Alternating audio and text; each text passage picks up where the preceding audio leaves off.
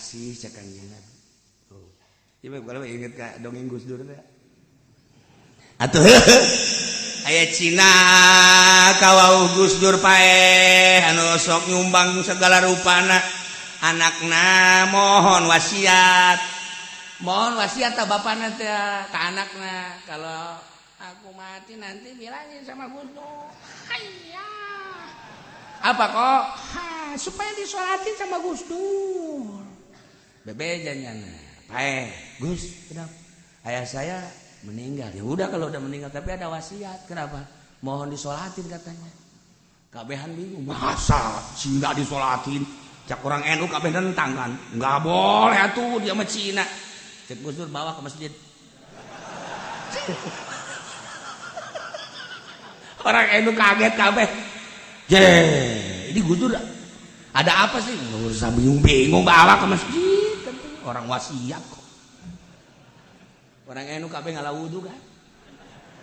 Sholat kabeh. Tapi mikiran Gus Dur ilmuna ti mana? Tidak disolatin kumaha sih lalakona teh. Tetep bae bertentangan aja jeung Al-Qur'an ieu. Wah, bahaya Gus Dur ya. Ieu bisa jadi isu internasional cenah.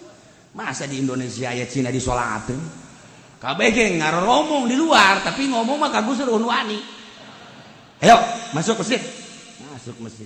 Mait taruh di belakang. Kabeh ge kaget. Gus, nolatin mah maitnya di depan. Jangan banyak ngomong. Ya di mait tadi teh di tukang. Deket lawang. Ayo, maju ke depan. Ya, kita sholat zuhur. Sholli pada Allahu Akbar. Sholat zuhur kan kabehan. Beres, udah kubur.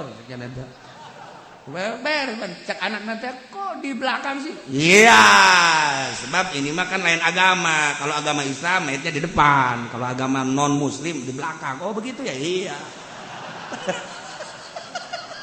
Jago Gus Dur bantu. Saya lihat kalau nyolat itu nggak pakai sujud, kok ini pakai sujud? Ini kan teman saya. Sudah kubur. Tilok eleh-geleh Gus Dur mah. Masya Allah gitu aja kok repot. Dan eleh kabeh orang NU ge ngatuh di salat lohor. Tuh masalah. Ieu lawan beda da jeung Kanjeng Nabi.